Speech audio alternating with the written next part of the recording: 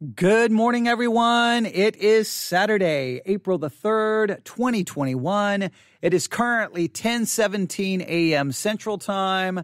I'm here in the sanctuary of Victory Baptist Church. I'm here at the back table in the back of the sanctuary. I have all of my podcast equipment set up, and kind of what this day is turning into. Whenever I get here at the church, it's always one of the things I love about podcasting, especially the way I do so, is I don't ever feel restricted. I feel like I can go in any direction I want to go. And I know that that's probably not smart, because what I really need to do is go in the direction I think the audience wants me to go. But hopefully the audience of this podcast, they like the fact that they never know what I'm going to talk about day after day. Now, there's certain things I'm going to talk about when we're working on series like The Imitation of Christ by Thomas A. Kempis, The Christian in Complete Armor by William Gurnall, the Sermon on the Mount. We need to get back to that. There's certain things you expect, okay, he's got to get back to that series, but you never know what's going to happen in between all of that. And you know what, to be honest, I don't even know what's going to happen in between all of that, because so many different things can determine what happens. Sometimes it's something I hear on the radio as I'm driving here to the church. It can be breaking news. I mean, literally, I have the ability to turn on this microphone and talk about anything. I love that. And so that's what I do. And sometimes there's no rhyme or reason. Sometimes it may be not be a topic that anyone else is interested in, but I hope you like the approach. I hope you like the approach. I know there's probably, everyone has put it this way, everyone has an opinion in how I should do this podcast, but ultimately if I'm not doing ultimately what I want to do when I'm sitting here behind this microphone, then I think then ultimately there's no point in doing it. I think that now, and when I say that, I've got to do what I want to do. Now, sometimes I have to do what I feel like needs to be done. In other words, sometimes there's two factors. I do what I want to do. In other words, what I'm interested in. I think that comes across as more interesting for you to hear, because you can hear my interest in it. What I'm passionate about, I think that's beneficial. And then sometimes I have to do what I feel is needful. That, okay, I think the people need to hear this. They need this. And sometimes I don't want to do that. Sometimes I don't want to do it. So sometimes it's based off what I want, what I'm interested in, and sometimes what I think is needful. People need to hear this. And I don't want to do it because I know it's going to be controversial. People are going to get mad. People are going to stop listening. But sometimes I fluctuate between those two kind of driving forces: what I want, what I'm interested, what I'm passionate about, and what I think people need to hear. And hopefully in the midst of those are the driving forces, but there is no guideline on what topic can be discussed. So this morning is kind of turning into, oh, I heard this podcast episode. Let's play it and talk about it. Oh, wait, here's another podcast episode, because I listen to so many podcasts. I want to share them with you. So just a little while ago, I saw a podcast episode talking about, or basically asking the questions, are churches basically too focused on the weekend service? I'm like, what does that mean? Are churches too focused on the weekend service? So what does it mean to be too focused on it? Do we make too much out of the weekend service? Like, where are they going with this? So I saw it before I've even hit play. I thought I'd grab the audio. I have it ready. It's an 18-minute podcast episode. Let's listen to it together. All right. The idea here is like you were driving by the church. You saw that I was here. You walked in, said, hey, what are you doing? I'm getting ready to listen to this podcast episode. Okay. Can I listen with you? Let's sit down. Let's talk about it. So if you're listening to me live this morning, you know what that means. Feel free to jump in at any time. Say good morning, hello, whatever. Agree, disagree. Your comments are always helpful. And sometimes you say things better than I can say them. But I don't know where this is going to go. I am a little interested. It sounds like that this episode is an interview with someone who wrote a book dealing with the future of the church. Okay, that's interesting because I love hearing discussions about where people think the church is going, what's coming, because I think we need to listen to those discussions because we can try to see what's coming down the road. and how we need to respond to it, or how it's going to impact the church, or what the church is going to look like at large. What is the church at large going to look like 5 years from now? I mean, we've talked about that in a lot of different podcast episodes. So I don't know. I don't know where this is going to go. I really don't. I'm kind of fascinated by the question, are churches too focused on the weekend service, on weekend services? I don't know exactly, like what led to that question? What led to that question? Did the COVID situation lead to this question? Is that what sparked this? I'm fascinated by the question. I'm worried that the podcast episode won't be as interesting as the question is. But as usual, we'll jump in, we'll listen, we'll see where it leads us, and hopefully you find this to be a fascinating conversation. So are you ready? Here we go. Let's listen to this podcast episode and see what happens. Here we go. Lifeway Leadership Podcast Network.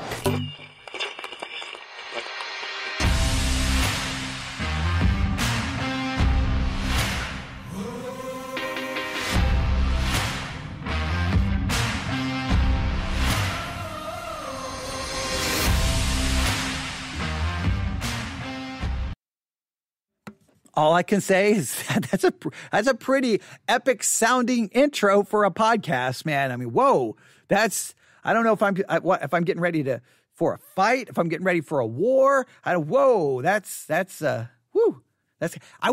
how.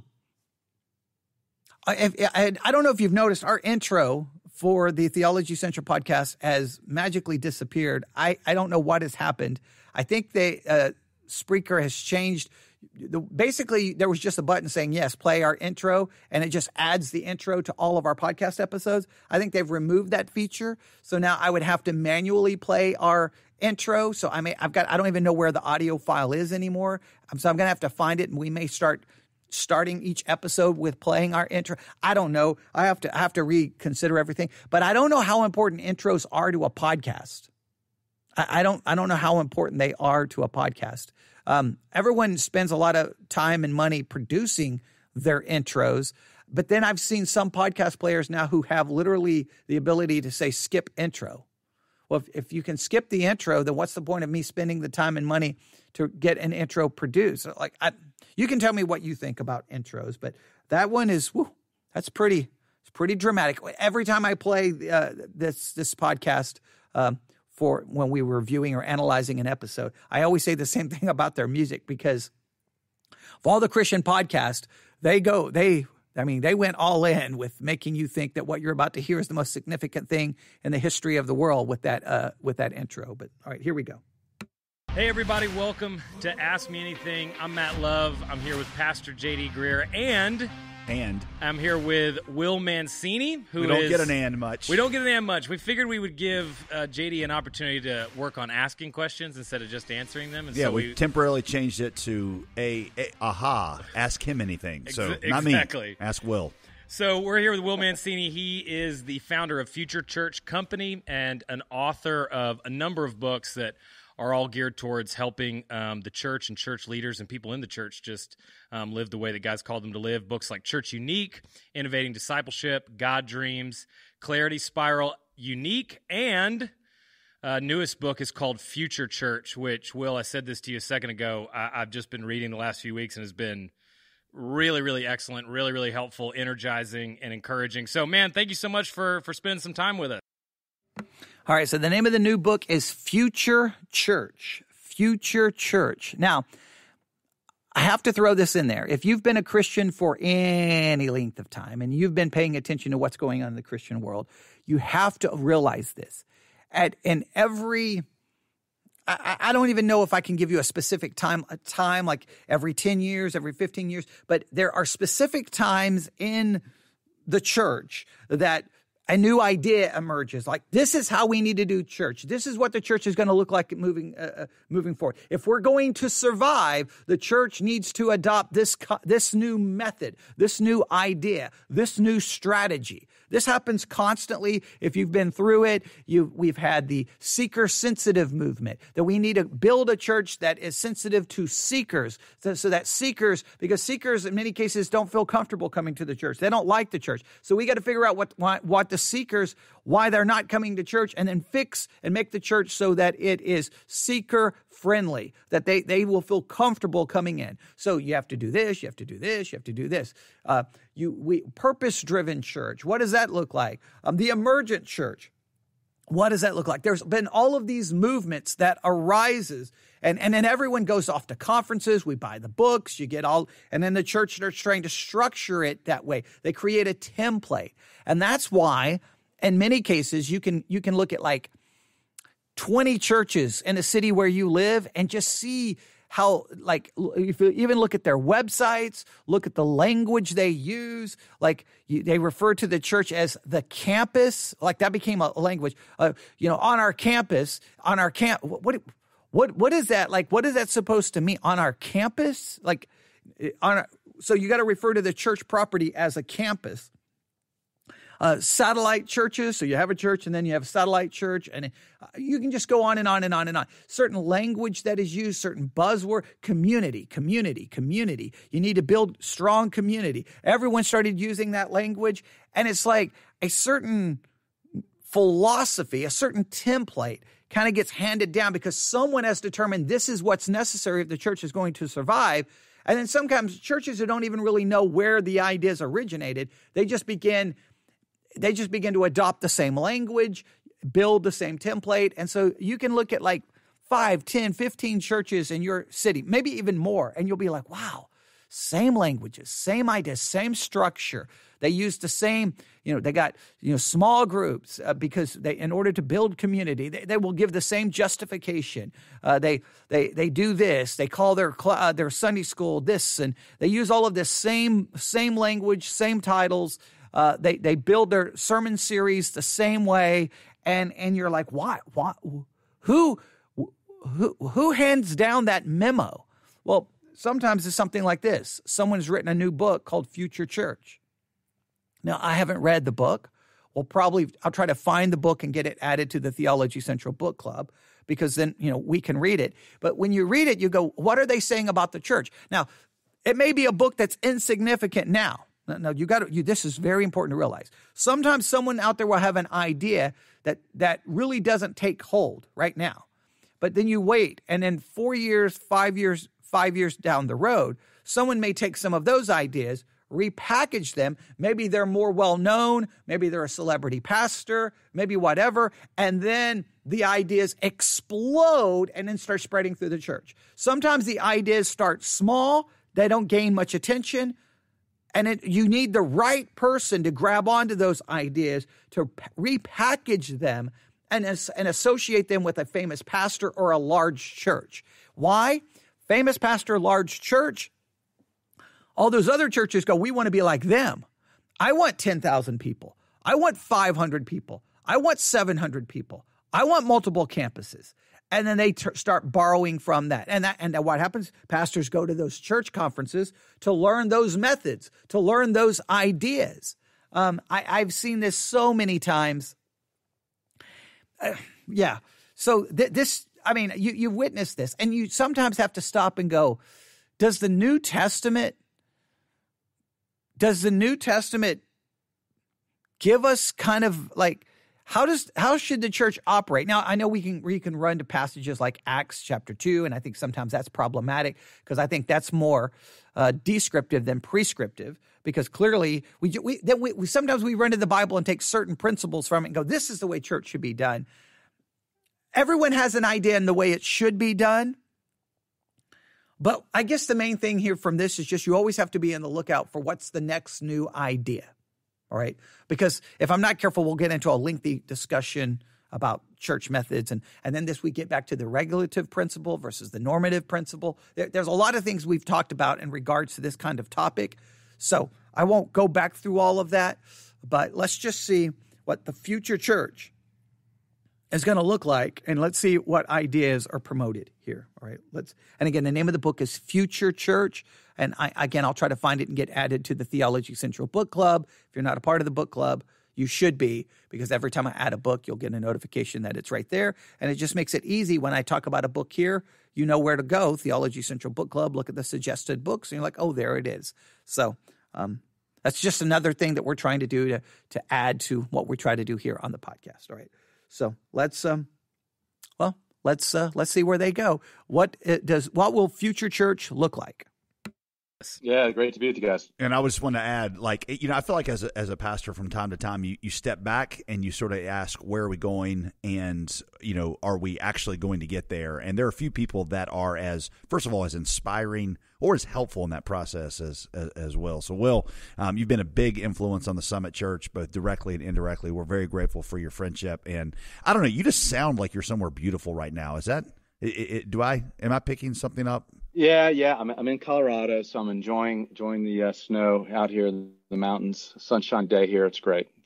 That's awesome. Well, Will, basically how we do things here is we try to ask some hard-hitting questions, man. We're trying to throw some things out there, and we're not going to be too hard on you. We saved the really bad ones for JD, but Will, the question we have today is: are churches too focused on the weekend service? Yeah, man, way to throw a trick question there. I mean, the answer is absolutely. Now, here's the deal. We've got to do weekend services. I love weekend services. Worship, preaching the word, gathering together. It's essential. But one of the greatest logical errors is. All right. Okay, we got to take a deep breath here. All right. Whoa. Okay. Hey, I love weekend services. Of course, we have to do them. They're essential. Okay. Now let's just throw this out there. It's not about whether we love them. It's not about whether we think they're essential. Are they commanded in Scripture, and are they biblical? It seems that the early church met on the first day of the week, which is Sunday, right? And therefore, it's not about whether it's essential. It's not about whether we love it. It seems to be that's the biblical command. That's the biblical instruction. That's the biblical model. So we do it to be obedient. We don't do it because we love it. We don't do it because any of that. I think tomorrow is, what some refer to as Easter or Resurrection Sunday. And what I have told my people frequently is our empty homes on a Sunday is a testimony to the world that we believe the tomb was empty 2,000 years ago. The reason we worship on Sunday is a testimony to the resurrection of Jesus Christ. We worship on Sunday to tell the world that we believe the tomb was empty, not just on Resurrection Sunday, not just on Easter Sunday, every Sunday.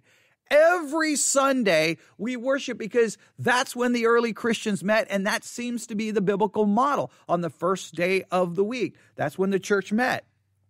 And if that's the case, then it's biblical. It's not about, is it essential? It's not about whether we love it. It's not about whether it's convenient. It's not about whether we like it. It's the biblical model.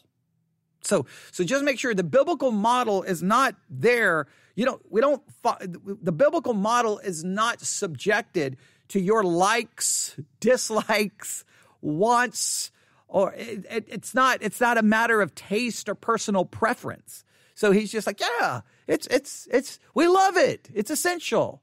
Right. But so already right there, I'm a little concerned. Well, let's see where we go. I'm going to back this up just a little bit because I want this to flow together. I'm interested. So this is the question.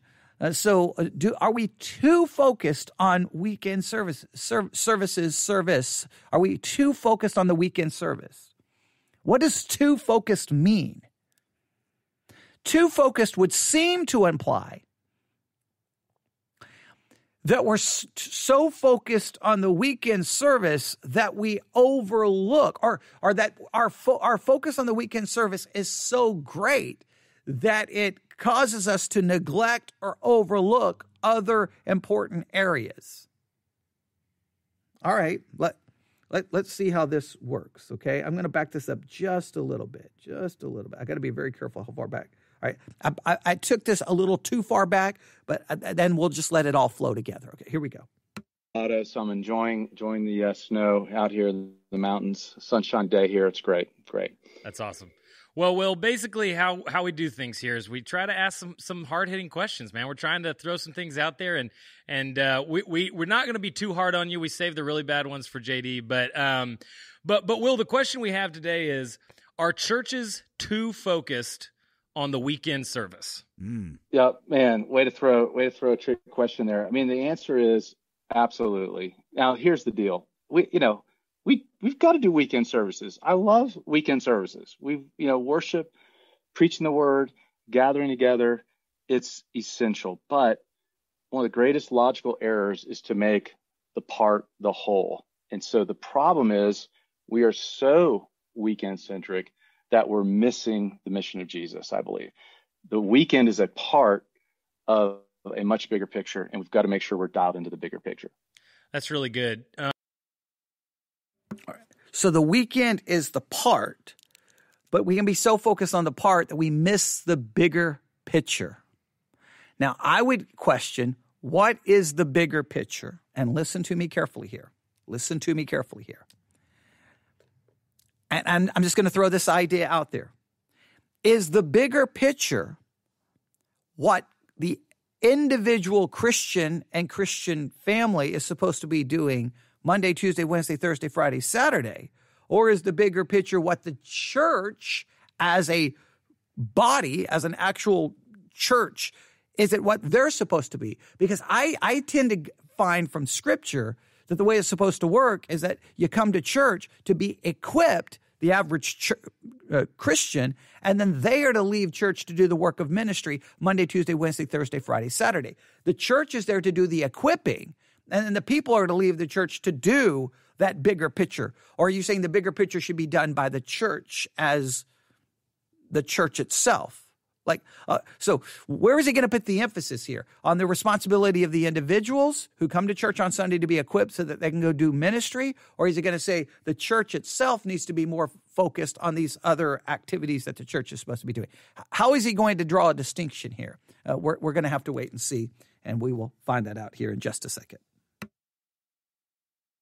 Well, you use an analogy for that in your book that I thought was really helpful. You kind of talk about this idea of in the church, there's a lower room and an upper room. And I would just love if you would unpack that a little bit for us. Yeah, it's been a very helpful master tool. And you can imagine it as a napkin sketch or a whiteboard drawing, and you just draw a 2-story, stick figure house. And the lower room is, it's the natural place where people come into the church and connect for the first time. And what we do is we talk about what motivates someone to attend their local church? And I like to ask the question, it's not just why do you call your church home, but what emotionally connects you to the church? So a lower room, we talk about a lower room identity. A lower room identity are those things. They're not bad things, but they're just limited things. And we talk about, the place itself, the brick and mortar, whether you've got a beautiful sanctuary or you've got, cool, you've kind of redone a strip center and it's kind of all high tech, or whatever your worship center looks like. People love their places. And then you've got the personality of the staff. You've got the charismatic preacher, worship leader, and sometimes people are connected to the place. Sometimes people are connected to a personality. So personality is number 2. The third thing is people might be connected to a program that's their favorite program. Okay, now I want you to hear this. So why do people go to a certain church? Why do they love their church? What draws them? He says it's a 2-story house, and this is the first story. So why do people connect it? Because of the building. They like the building. They like the place. They like the people. So they like the place. They like the people. The charismatic leader, he good personality, says all the right words, tells good jokes. It's the people. And then it's the program. Now, this is where I completely go against all of this. Now I understand the place. Now, and to some level, because I think many churches, and I've heard that this is true. I cannot verify this, but I've heard this is true. If you build a new building, and it's nice, the people will come. Now, that doesn't mean they're going to stay, but a new building. So a lot of churches will go in debt because a new building attracts people. Now, why are they attracted to a building? That to me is just beyond, I don't understand that. But so I understand that. You build a new building. Now, then you've got the people, so you've got to have, and this is where I think the people follow a template. The way they talk, the words they use. It's almost like I hate to say this, but it's almost like a car salesman. Like, oh, I'm a pastor. I got to talk this way. I got to act this way. And I'm not a big fan of that. And then you got the program. Now, please note, he has yet to add teaching here. So what people are typically attracted to a church has nothing to do with doctrine, theology, or the teaching of God's word. What I have always said is I'm throwing out that template. I've always rejected this template. I'm like, you know what? I'm going to offer to people? The in-depth teaching of God's word. That's it. That's all I'm offering. I'm offering the in-depth teaching of God's word. If they want that, great. If they don't want that, great. That's what I'm going to offer. I don't have anything else to offer you. If you're looking for people and, in other words, charismatic personalities and saying all the right words, if you're looking for programs and you're looking for a brand new building, I'm sorry, you're not getting that at Victory Baptist Church. That's always been my approach. I'm going to offer you the in-depth teaching of God's word. If you don't want that, then this church is probably not for you. And a lot of people don't want, they say they want that. So many Christians say they want that, but it's so interesting. They always end up in the place that looks different, that the people follow that same template, the way they talk, and there's programs. And I always find that there's programs and activities. But they say they want God's word. I just find it interesting that he's like, hey, the church, think of it as two-story, and here's the lower level. This is what kind of gets people through the door. I'm like, what should get people through the door is the in-depth teaching of God's word, theology, and church history. I so wish, I wish that's the way it was. I know it's not the way it is. The way it is people want what he's talking about. He understands the church better than I do. I'm trying to offer something that's so contrary to this template. I just wish that there were more places who threw out this template and tried to do church differently. However, it doesn't really, sadly, it doesn't really work. But all right, so here we go. Let's listen to I just find it so interesting that what he is saying is what I have been fighting against. It feels like my whole Christian life. And that's probably why I shouldn't be in the ministry, because my view is so, I didn't realize how foreign and how alien my perspective was. I really thought, everyone, and there's going to be so many people out there who hold to my view. I think there's so many people out there who say they hold to my view, but when it comes down to it, they want that place, they want the right kind of people with the right kind of personality, and they want those programs. And if they don't get it, they're going to go somewhere that does, even though they claim they're looking for the in-depth teaching of God's word. Whether it's a kids ministry, dynamic, or, just some style of how the worship's led, or Tuesday morning, women's Bible study, what have you. And then the last, what we call the kind of 4 P's of the lower in place, personality, programs. We talk about people. And that needs a little moment there, because the church is obviously about people. But what we mean there is that sociological phenomenon of just wanting to be at a place where people know your name. And which here's the sociological concept. You want to be in a place where people know your name. Wasn't that the Cheers thing for Cheers? Remember the TV show about the bar? Everyone knows your name. Yeah, that you want to go to a place where everyone knows your name. There's the sociological part of it. Please note. What motivates so many people about church has nothing to do with doctrine, theology, and preaching. Now, people cannot change their personality. They can't. Like you're just, that's the way some people are made. They want to be in that place where there's personal connection, and they want community, and they need people. They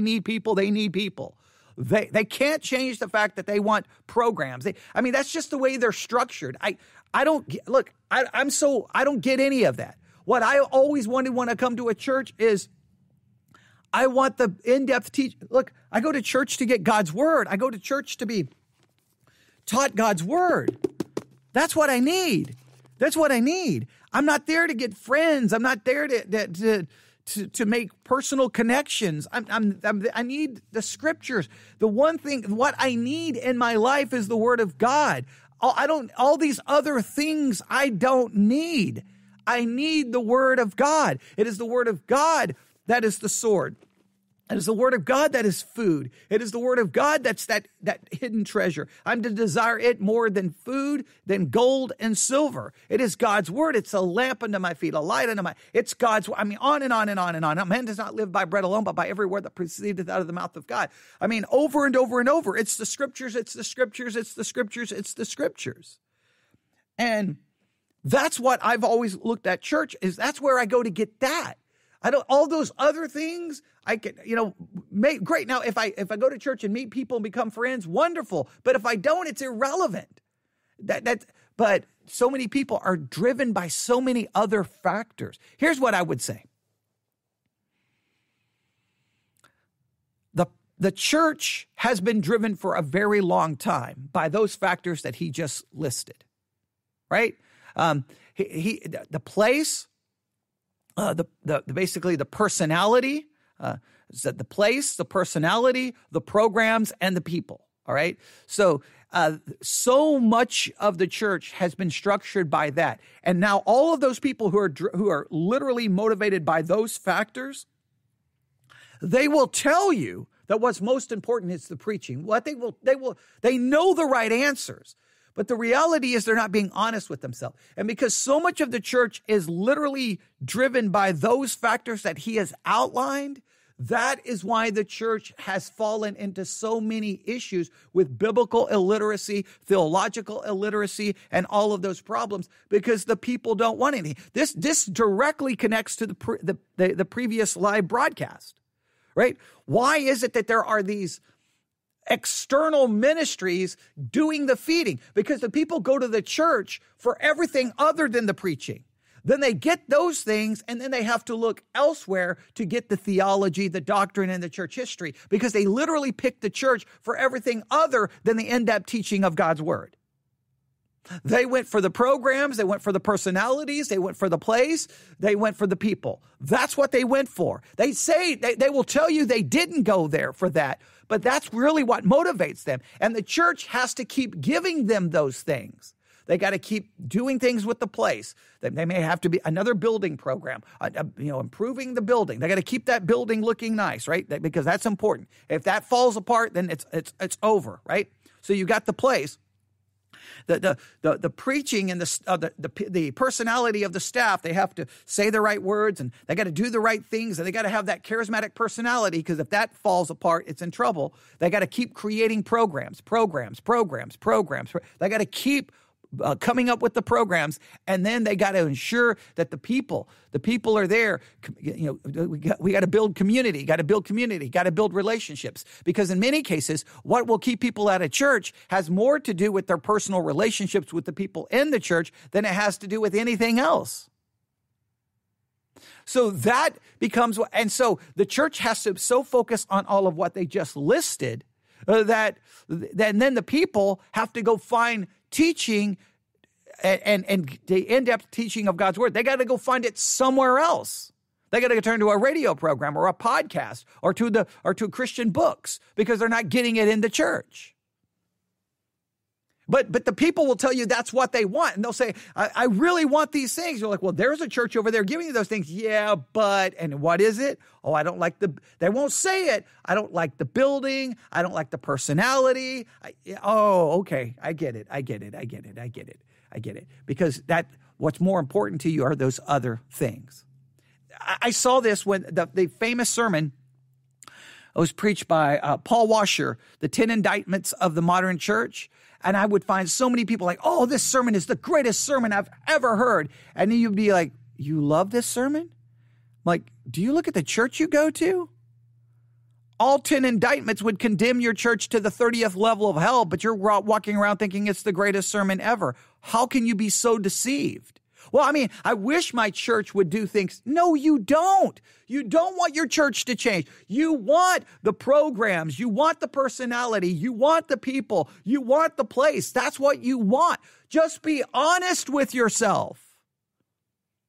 But it's discouraging that the future of the church is going to still require those things. Now, let's see what he puts on the second floor here in a minute. I'm going to back this up just a little bit. All right, here we go. Tech or whatever your worship center looks like, people love their places. And then you've got the personality of the staff. You've got the charismatic preacher, worship leader, and sometimes people are connected to the place. Sometimes people are connected to a personality. So personality is number two. The third thing is people might be connected to a program that's their favorite program, whether it's a kids ministry, dynamic, or, just some style of how the worship's led, or Tuesday morning, women's Bible study, what have you. And then the last, what we call the kind of 4 P's of the lower room: place, personality, programs. And we talk about people. And that needs a little moment there because the church is obviously about people. But what we mean there is that sociological phenomenon of just wanting to be at a place where people know your name, and what you can get, at a local bar very quickly. So they tell me, right? Just that acceptance, that first name basis. And sometimes people are only as deeply connected as, I love the building. It's close to where I live. I love a pastor. Don't, let that pastor leave. I love a program that church offers, or I love, I got a handful of friends who I like, and I like to go hang out. Sometimes you want to go where everybody knows your name. Yep. Right? Yep. I mean, that's how you know about it. Bad things. Those aren't bad. That's right. Those aren't bad things, but they're not what we want people most emotionally connected to. So the upper room represents a place where people actually are excited and connected and dream. I mean, they're there. They're like, they think about the disciple making mission of Jesus, and they think about a local church's kind of, stake in the game. Like, what are we going to do locally? What's our dream? What are we going to accomplish in our lifetime in our city? And how are we going to have gospel impact here? And so those are, Matt, we use a vision frame tool, 5 irreducible questions of clarity. And, I'm spending every day of my life just trying to help church leaders kind of build out that upper room clarity so that people can connect there. That sounds to me like complete, utter, I don't even know what it is. It's just like wop, wop, wop, wop, wop, wop. And the upper room is this place, and he just uses all of these words. What is he actually? 5 points of clarity and this tool so that we can figure out how we can connect to do making disciples. What are you talking? How about equipping saints? Okay, now that may be what he's referring to, but how are you going to equip saints? I will never understand the mentality of maybe ministry was a bad idea for me, because I really had a vision that we could have churches that would be different. But I hate this mentality. This is the way it's look. The equipping of saints really doesn't happen from the preaching, from the pulpit. The equipping of saints has to occur in something other than the pulpit. The pulpit is there just to preach a message, right? It's supposed to be very organized in 3 points. There's not really any in-depth teaching from the pulpit. It's done in there's a framework in the way that, this is the way you're supposed to preach. And I throw that out. I don't agree with that. But they say this is the way you're supposed to do so. And you're limited in what you can do from the pulpit. You really can't ask tough questions. You really can't go too in-depth because the people you won't hold their attention. Oh, I've heard every excuse in the world. So this is what it turns into.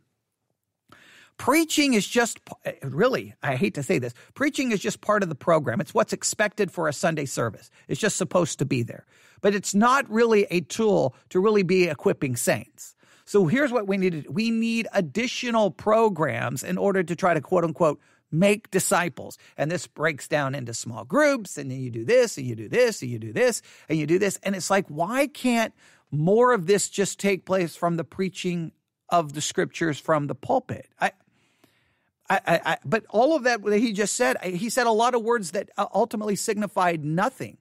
We use these 5 points of clarity, and we ask these questions, and so we can really clarify this disciple-making. Can you just say what you mean and mean what you say? Just tell us what this is supposed to look like. So remember, the church has 2 parts. You got that first level. That's what gets everyone through the door. All right, what gets everyone through the door is the place, the personality, the programs, and the people. All right, that's what. Still, we've yet to hear anything about doctrine, theology, preaching, teaching, nothing. All right. So this is kind of, this is telling you where the church is going. All right, let's continue. The tragedy is that in most churches in North America, leaders haven't slowed down enough to articulate and understand and name and state and just preach over and over and over again that upper room dynamic. So most people don't have an opportunity to step into an upper room in most local churches. So I love this. Oh, this is so rich. Okay. Oh boy. Okay. I'm going to have a seizure today. Because now this drives me crazy. All right. So now guess who gets the blame? It's the pastor's fault because they're so busy that they don't really allow people to step into that upper room of becoming a disciple. Well, I wonder why they can't step into that upper room. Oh yeah, because they're too busy worrying about the place and the personality and the programs and the people, because that's what gets people through the door. So they have to spend all of their time like a used car salesman trying to get people in the door, keeping everyone happy, basically keeping everything humming along so that they can maintain the number of people and keep everyone there and keep everyone happy. That's why they can't worry about the upper room and making disciples, because they have to be worried about all of these other things that supposedly gets people through the door. Maybe we should say, if you want to come through our door, there's one thing we have to offer to you. That's the in-depth teaching of God's word. And we're not worried about all of this stuff. And then the pastor could actually focus on the preaching and teaching of God's word. But no. He's got to worry about the lower part of the church. He's got to worry about the first floor of the church. That gets people in the door. And then hopefully, you can at some point convince some of them to take the stairway and go upstairs to the upper part of the church, which is discipleship. He's not really explaining what that looks like, not even explaining what that means. Why can't that be done in the preaching and teaching of the scriptures from the pulpit? I love it, but I hate it. I love when someone visits our church and when it's over, they walk up and they're like, we've never heard preaching like that. We've never had that kind of in-depth. We've never, and I'm thankful. Now they always say that and then they leave and never come back. So I'm grateful that they're like blown away by the teaching, but it's not ultimately what they want. But at the same time, it makes me sad that what I do is nothing unique. I'm just saying that the pulpit is where the equipping of saints should be taking place, right? That's where I'm challenging, questioning, struggling with the text, trying to get the people from being passive listeners to actually active students. I don't always succeed. There's people out there who are far better at communicating than I am, who can do a far better job than I do, but they follow the template of the church. So everything he's describing here is what I've fought against. But here's what drives me crazy. This keeps continuing to be how we discuss church, even moving into the future.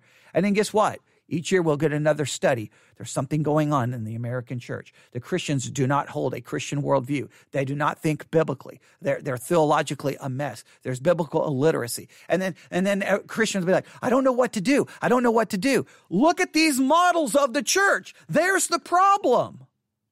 Unless you blow up these broken models of church, you're never going to fix the problems you continue to whine about. There you go. And some responsibility has to go to the people sitting in the pew who makes lots of excuses for why they don't know stuff. But they don't know stuff because in many cases they don't want to know stuff. And so a lot of people in the pew got to stop making excuses as well. But that's a whole different podcast. All right, let's continue. Sadly enough. So it's kind of that tension of, do we have a consumer Christianity issue, or do we have a leadership clarity issue? And I like to lean into that tension a little bit. But that's the lower room, upper room dynamic.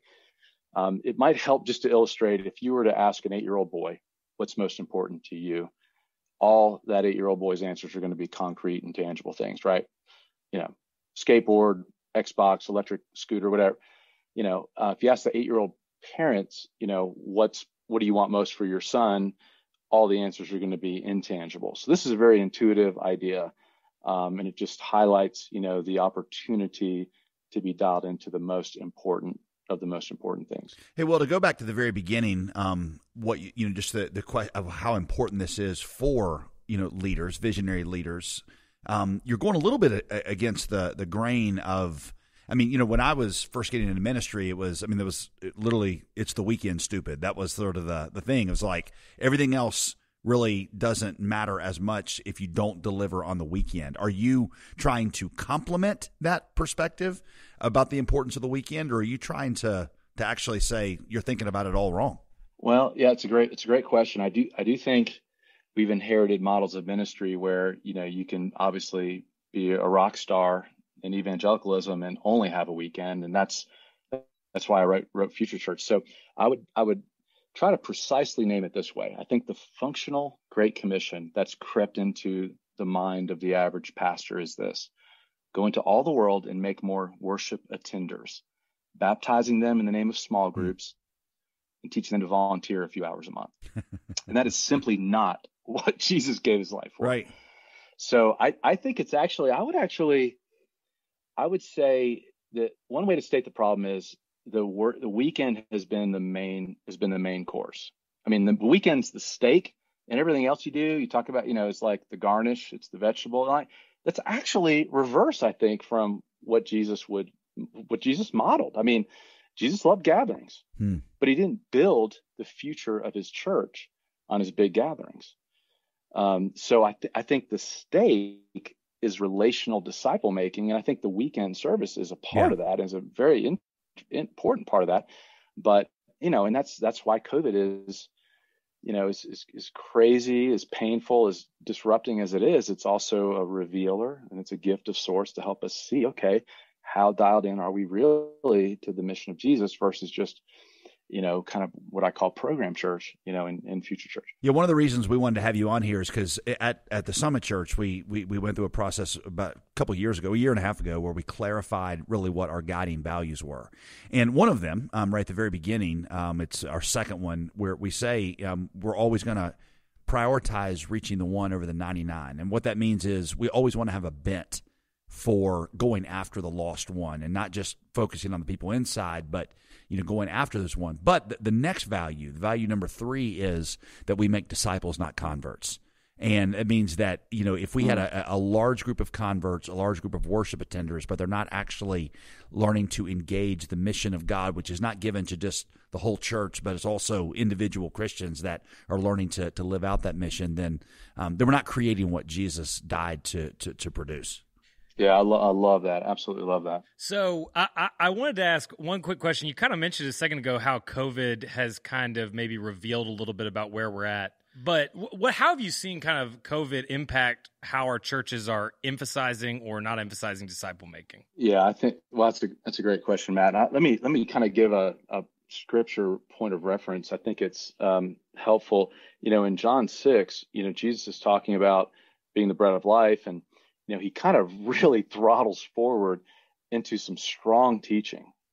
And I think Jesus is actually, he's designing in a way a COVID effect in his ministry, because he says this hard teaching: if you don't eat my flesh, you don't drink my blood, you won't have eternal life.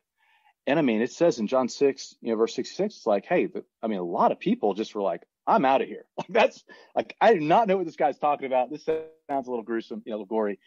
Even his disciples are thrown off center, but they're like, hey, we don't have anywhere else to go, Jesus. We believe in you. And in a sense, Jesus cuts down the crowds. And it's stunning. I mean, we would never think that way in North America, right? I mean, who would ever dare, want to turn people away from weekend, attendance? And yet Jesus is not emotionally, he doesn't rely on the crowds. I mean, in a sense, the future of the church is found in the few, and Jesus deeply invested in the few. So I'm really after this both and dynamic, Matt, in terms of, it's not about abandoning, the program side of things, but it is about, as leaders, investing deeply into those few.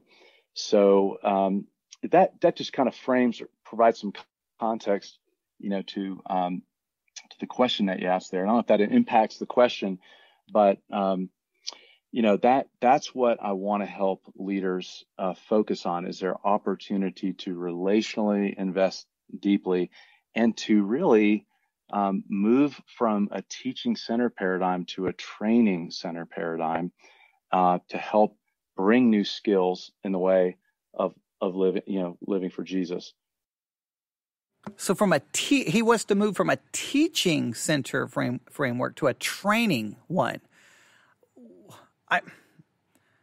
I still don't. He's done very little talking about teaching. I'm going to continue I'm going to continue to say this, and I know people may disagree. I think the training and the teaching all go hand in hand, that the discipling happens from the pulpit first and foremost.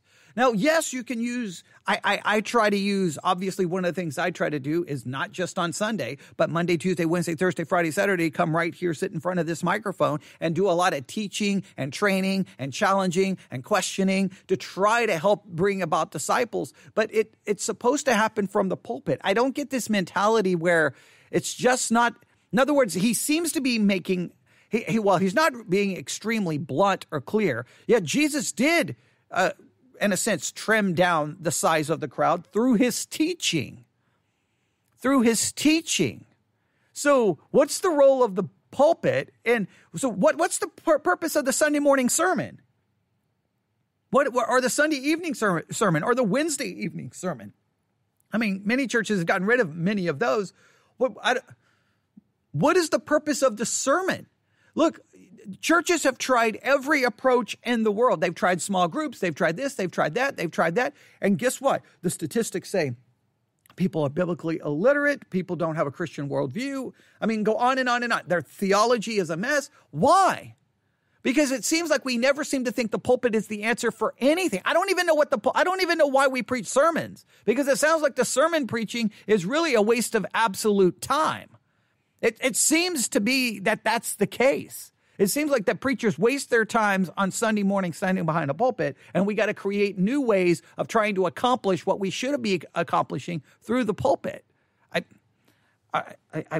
He's down to 5 minutes, and I still don't have anything tangible here. I don't have anything tangible in what people are supposed to do. It's a lot of words, but the words are not really saying anything. Let's see if he really hammers home maybe his point and his perspective here in the next few minutes. To everyday people, it's as if we've done multi-site, we've done a lot of sending, we can do a lot of church planning, but is every person a site, if you will? Is every person feel like they're an authorized agent of Jesus, where they live, work, and play every day?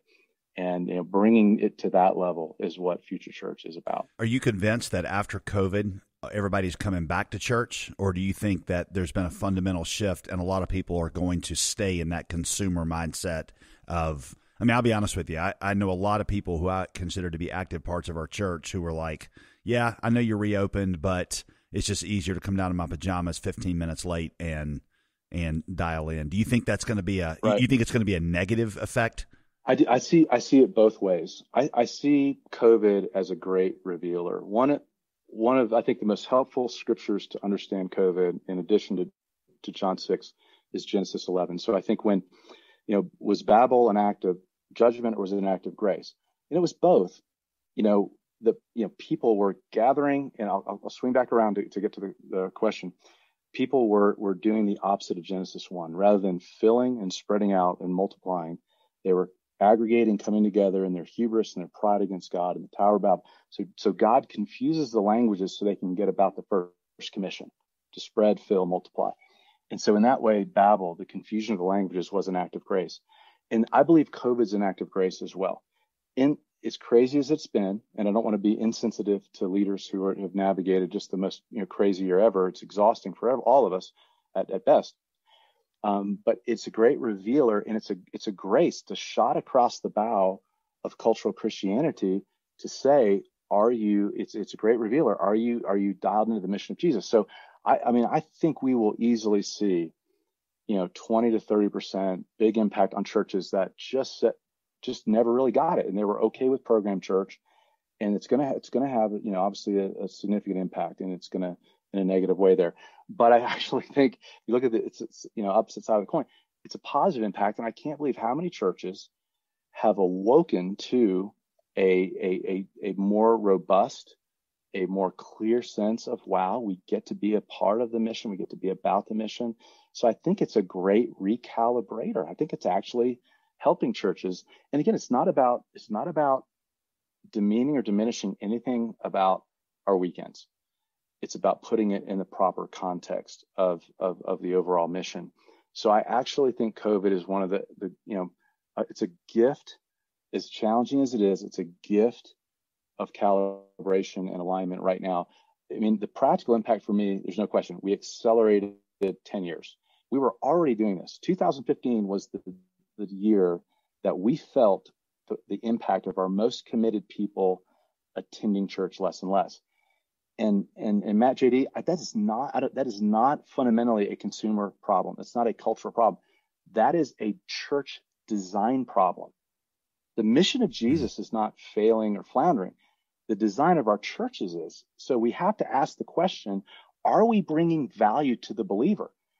And in 2015, we lived into 5, 6, 7, 8 years of technological revolution with the internet. I mean, Steve Jobs put worship, content in our hands, free content in our hands without getting out of bed 24/7. And now every disciple can get the best content, 100 best preachers in America right there without getting out of bed. That just challenges our design. Are we relying on, a gig and a talk on Sunday to get the mission of Jesus done? We've got to ask ourselves, is that how Jesus designed his ministry? Absolutely not.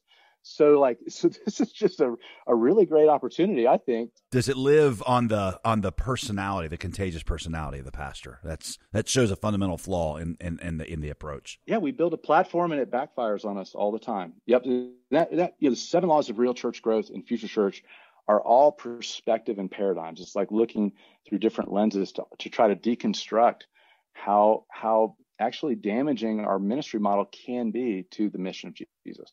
Well, hey man, this is really excellent. Like we said at the beginning, Hey man, this is really excellent. Hey man, no, it's not really excellent because I still don't even know what you're talking about. You still have not explained anything to me.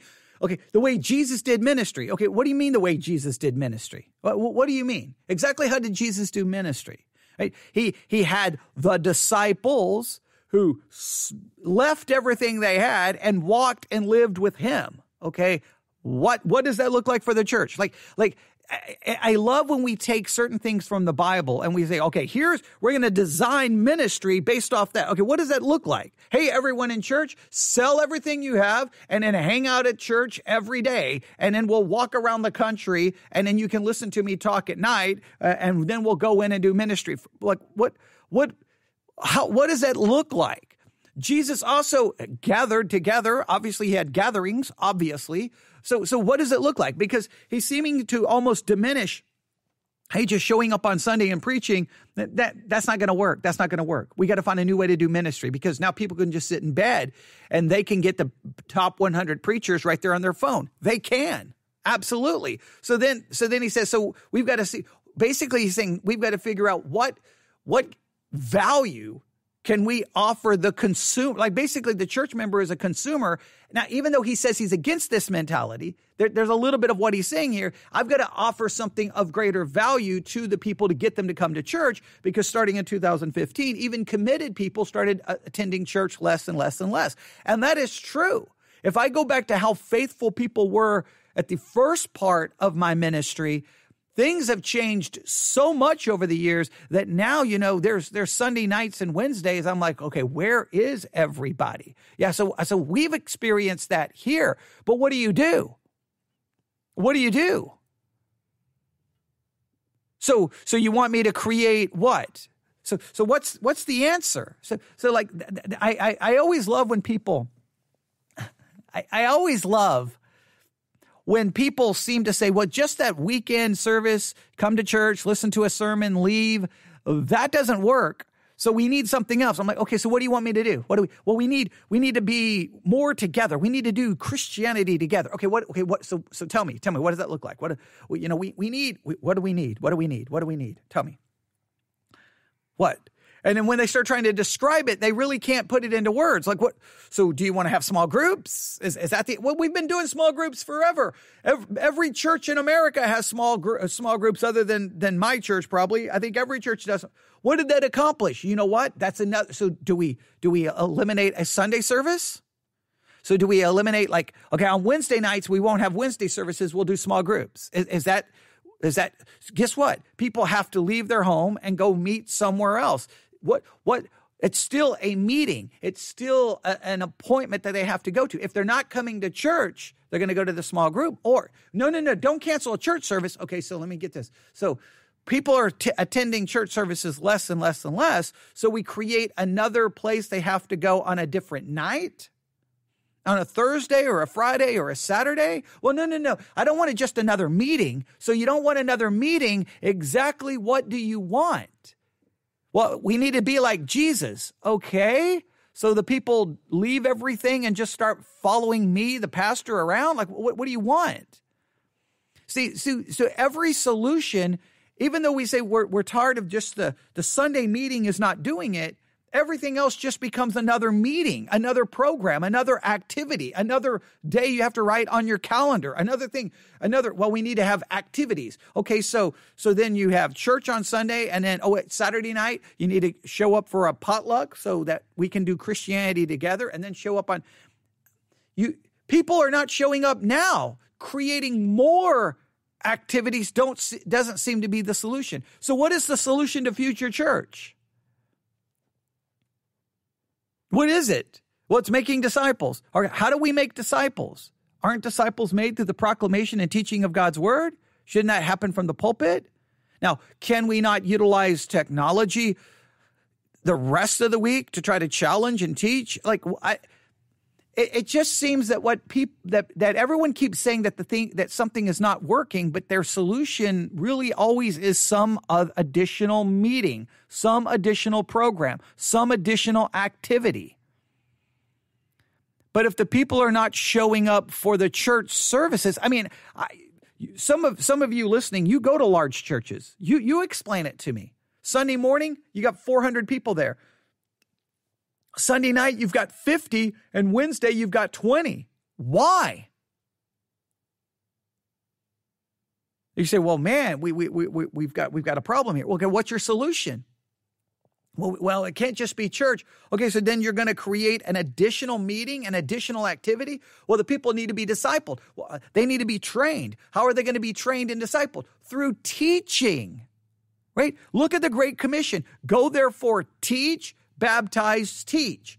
The first teaching is evangelism. The baptism is bringing them into the church. The third teaching is discipling. Discipling is teaching. So when are you going to do that teaching?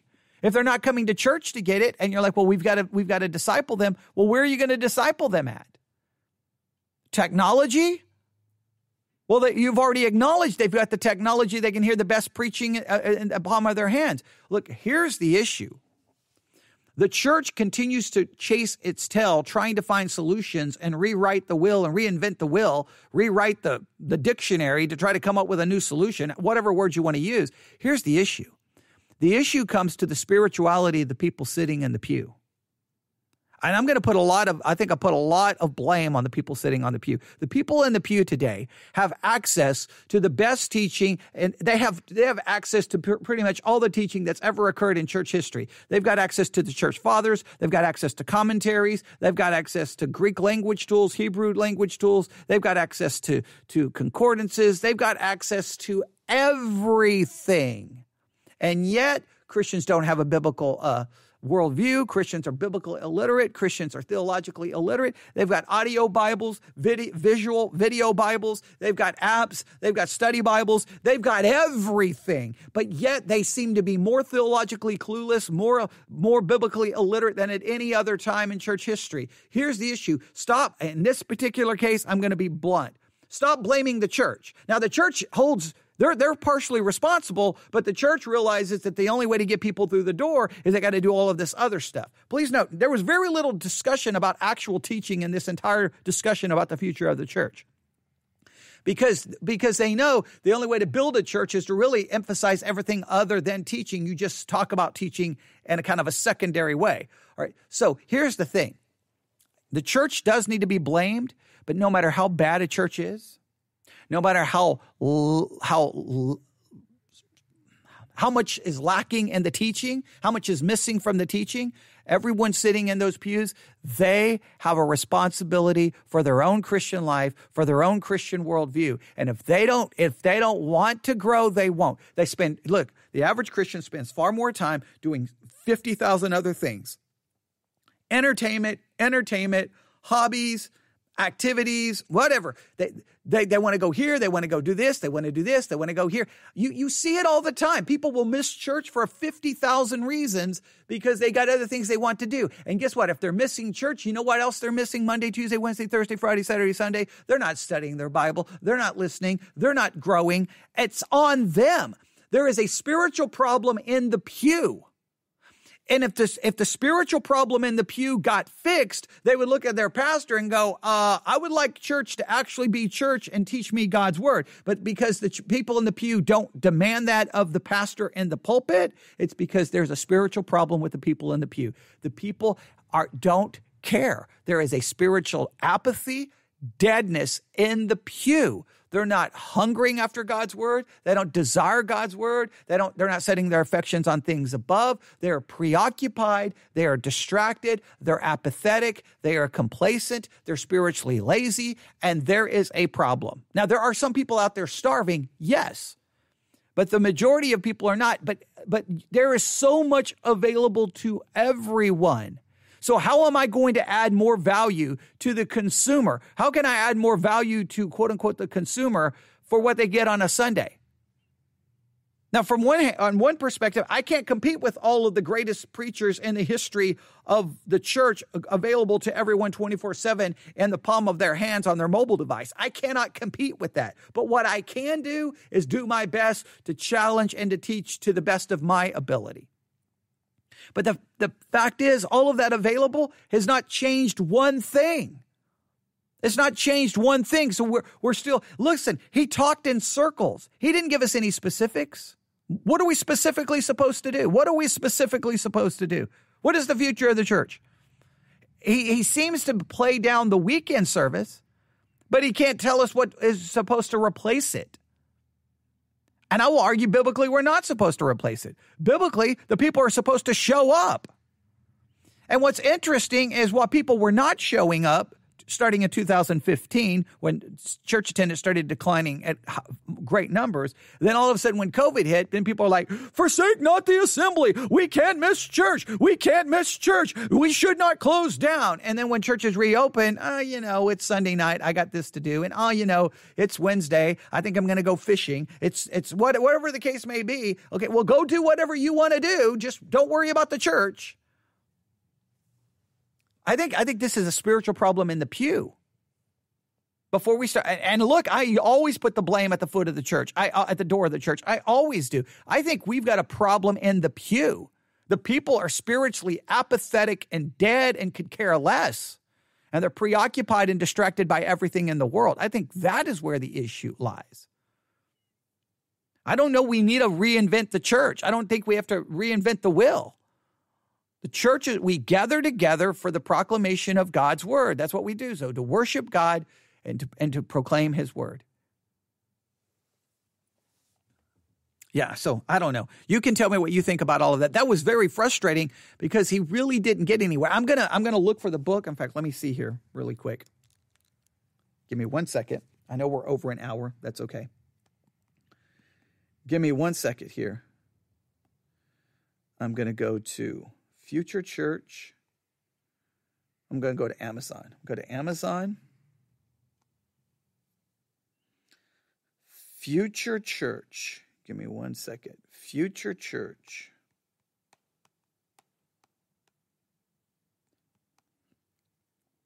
Yeah, here it is. Future Church. 7 Laws of Real Church Growth. I'm going to add this to the book club. Just added it to the Theology Central Book Club. Here's what he says here. I'm going to look at this. It says church growth models have often been long on promises and short on disciple making. We continue to watch consistent church attendance shrink, and our desire to reach the lost is infected with a need for self-validation by growing our numbers at any cost. If we believe that God wants his church to grow, where do we go from here? What is the future of the church?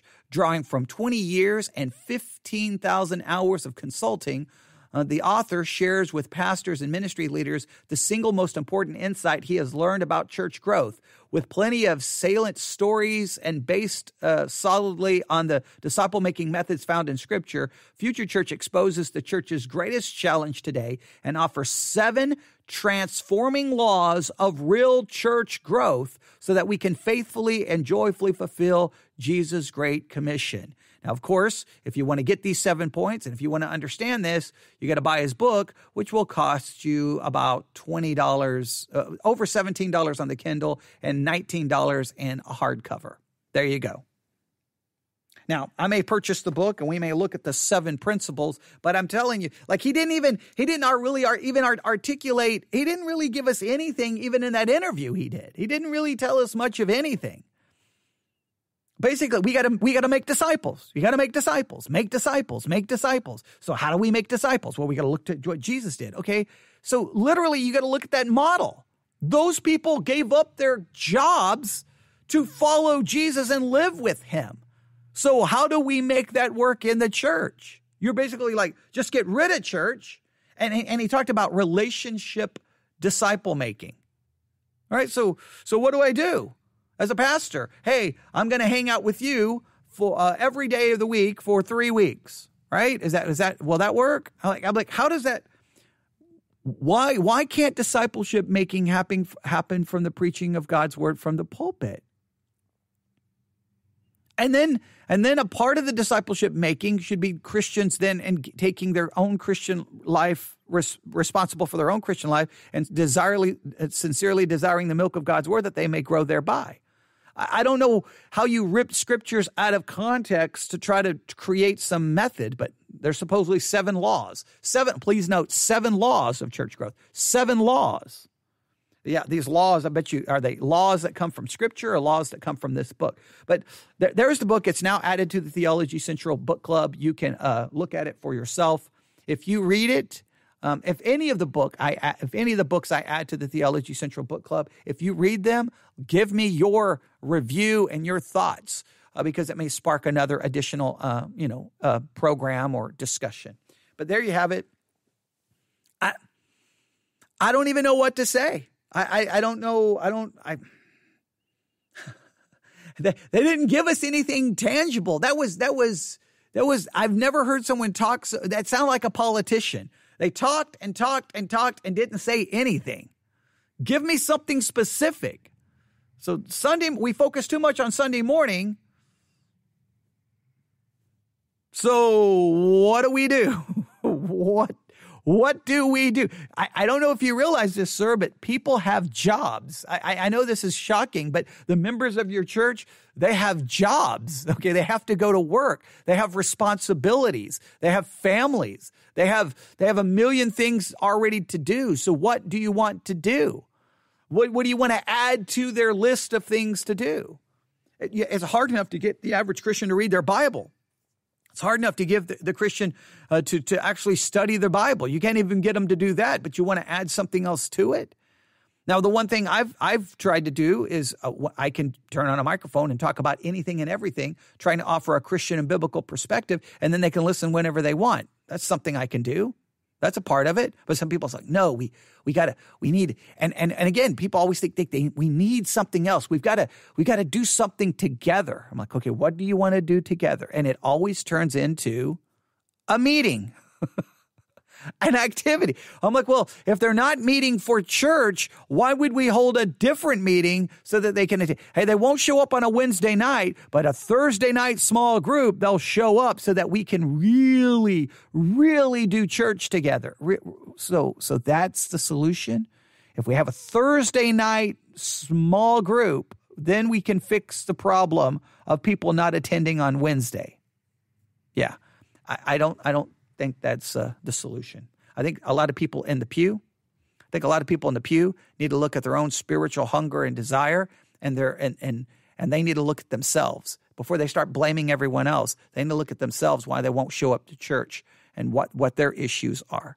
I think that's where a lot of this needs to go. But yeah, that's an interesting discussion. All right, I'll stop right there. You can email me at newsif@yahoo.com, newsif@yahoo.com. God bless.